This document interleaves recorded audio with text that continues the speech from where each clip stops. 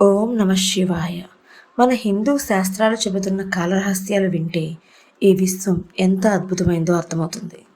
కాలం అంటే టైం గురించి మనం ఎన్ని విషయాలు తెలుసుకున్నా ఇంకా తెలుసుకోవాలనే క్యూరియాసిటీ మనలో ఎప్పుడూ ఉంటుంది. ఈ వీడియోలో ఈ విశ్వ కాల రహస్యం గురించి మన హిందూ శాస్త్రాలు ఏం చెబుతున్నాయి, మనుషులు ఒక సంవత్సరం, దేవతలకు కేవలం ఒక్కరోజు మాత్రమే అంటున్నారు. అది ఎలా సాధ్యమో ఈ వీడియోలో చూద్దాం. వీడియో నచ్చితే లైక్ చేయండి. ఇక లేట్ చేయకుండా వీడియోలోకి వెళ్ళిపోదాం. హిందూ శాస్త్రాల ప్రకారం మనుషుల కాలం, దేవతల కాలం ఒకటి కాదు. మనుషులకు ఉండే ఒక సంవత్సరం, దేవతలకు కేవలం ఒక రోజు. అదెలా అంటే, మనకి 6 నెలలు గడిస్తే దేవతలకు పగలు పూర్తవుతుంది, మరో 6 నెలలు గడిస్తే వారికి రాత్రి పూర్తవుతుంది. ఈ విధంగా లెక్క పెడుతూ ఉంటే మనకి 30 సంవత్సరాలు గడిస్తే దేవతలకి 30 రోజులు గడుస్తుంది. అలాంటిది దేవతలకు ఒక సంవత్సరం గడవాలంటే మనకి 360 సంవత్సరాలు గడవాలి. దేవతలకు గడిచే ఈ ఒక్క సంవత్సరాన్ని ఒక దివ్య సంవత్సరం అని పిలుస్తారు. అంతేకాదు, యుగాల విభజన ఈ లెక్కతోనే మనం తెలుసుకుందాం. హిందూ ధర్మంలో 4 యుగాలున్నాయి. 1 సత్యయుగం, 2 త్రేతాయుగం, 3 ద్వాపరయుగం, 4 కలియుగం. ఫస్ట్ సత్యయుగం గురించి తెలుసుకుందాం. సత్యయుగంలో ధర్మం పూర్తిగా ఉండేది. ప్రజలు నిజాయితీగా, పవిత్రంగా జీవించేవారు. లోభం, మోసం, ద్వేషం వంటి చెడు గుణాలు చాలా తక్కువ. ప్రజలు దేవుని భక్తితో జీవిస్తూ సత్యం, దానం, ధర్మాన్ని పాటించేవారు. ప్రకృతి కూడా ప్రశాంతంగా, పవిత్రంగా ఉండేది. జంతువులు సైతం శాంతంగా జీవించేవి అని పురాణాలు చెబుతున్నాయి. అందుకే సత్యయుగాన్ని ధర్మం పరిపూర్ణంగా ఉన్న స్వర్ణయుగం అంటారు. మరి ఈ సత్యయుగం ఎంతకాలం ఉందో తెలుసా?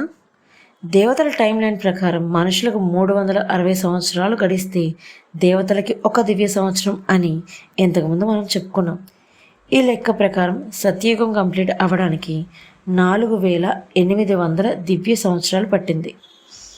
అంటే మనుషుల కాలమానంతో లెక్కిస్తే అక్షరాల 17,28,000 సంవత్సరాల కాలం పట్టింది సత్యయుగం కంప్లీట్ అవ్వడానికి.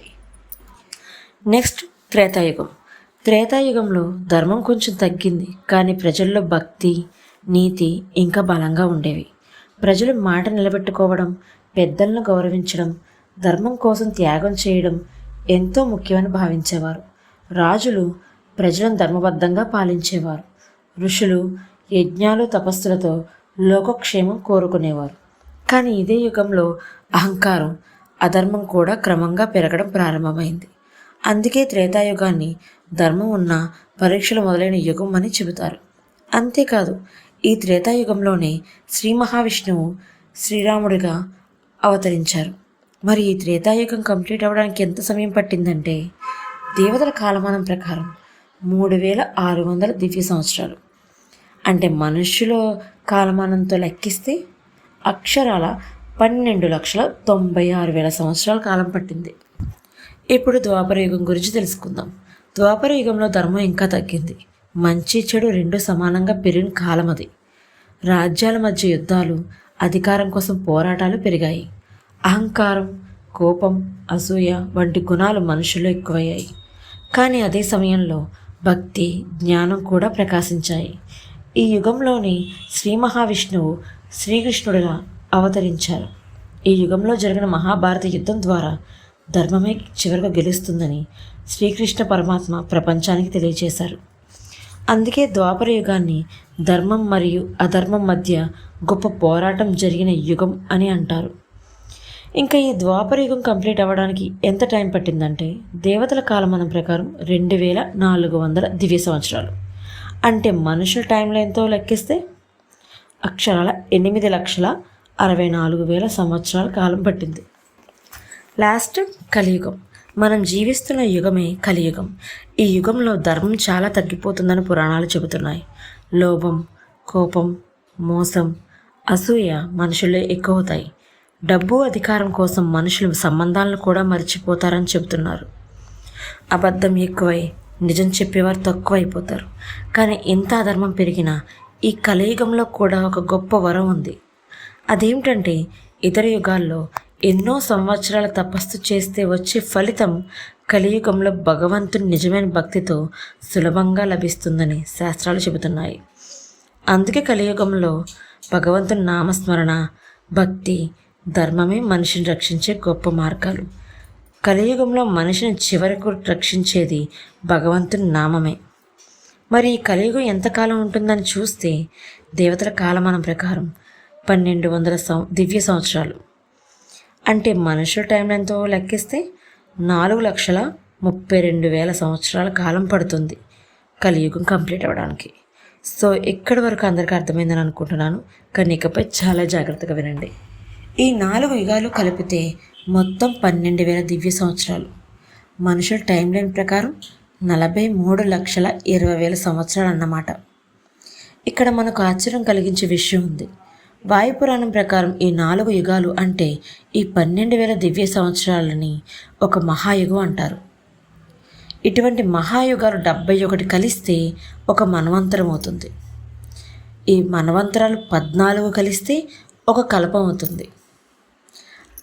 ఇలాంటి 1000 కల్పాలు బ్రహ్మగారికి 1 సంవత్సరం అవుతుంది. చిన్న లెక్క వేద్దాం ఇక్కడ మనం. మరి బ్రహ్మగారు 100 సంవత్సరాలు జీవిస్తే దానికి మనం మనుషుల కాలమానంలో క్యాలిక్యులేట్ చేస్తే అక్షరాల 311 ట్రిలియన్ 40 బిలియన్ సంవత్సరాలు. సరే, 1000 కల్పాలు బ్రహ్మగారికి 1 సంవత్సరం అని చెప్పుకున్నాం కదా. ఇటువంటి బ్రహ్మ సంవత్సరాలు 8,000 కలిపితే ఒక బ్రహ్మయుగం అవుతుంది. ఇటువంటి బ్రహ్మయుగాలు 1000 కలిపితే ఒక బ్రహ్మాసవనం అవుతుంది. ఇటువంటి బ్రహ్మాసవనాలు 9,000 కలిపితే బ్రహ్మగారికి ఒక జీవితకాలం అవుతుంది. అలాంటి బ్రహ్మగారి ఆయుర్దాయం పోగు చేస్తే విష్ణుమూర్తిగా ఒక రోజు అంటే నమ్ముతారా? అవును, వేదవ్యాసుల వారు సంకలనం చేసిన వాయు పురాణం ప్రకారం బ్రహ్మగారి ఆయుర్దాయం విష్ణుమూర్తికి ఒక రోజు. ఇలా క్యాలిక్యులేట్ చేసుకుంటూ పోతే విష్ణుమూర్తి గారి ఆయుర్దాయం రుద్రునికి ఒక రోజు, రుద్రుని ఆయుర్దాయం మహేశ్వరునికి ఒక రోజు, మహేశ్వరుని ఆయుర్దాయం సదాశివునికి ఒక రోజు.